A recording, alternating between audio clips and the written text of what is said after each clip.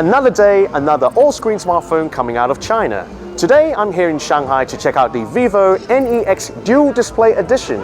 And yes, as you can tell from the name, it has two screens. Ta-da!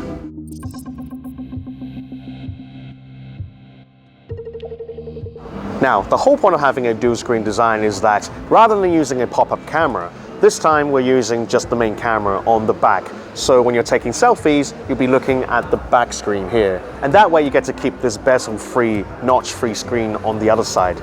Now, Vivo has actually taken one step further by offering a mirror mode. So say you're taking a photo of someone and the subject behind the camera is able to see him or herself on the fly, and then therefore they can make adjustments where needed.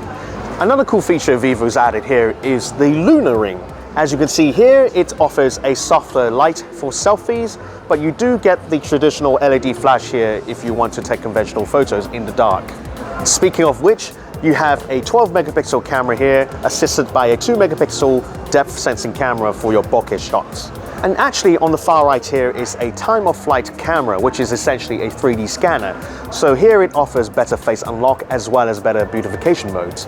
The rest of the phone is very much what you'd expect from a standard flagship these days, save for the fact that it comes with a whopping 10 gigabytes of RAM. On top of that, you have a Snapdragon 845 chipset, 128 gigabytes of storage, there's a 6.39-inch display on the front and a 5.49-inch display on the back, both being Super AMOLED panels with a 1080p resolution.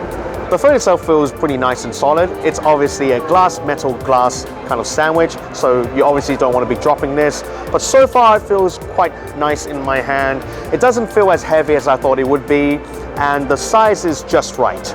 Unfortunately, we don't have any information about its global rollout, but it will be available in China very, very soon. So stay tuned on Engadget.com for its price and further information.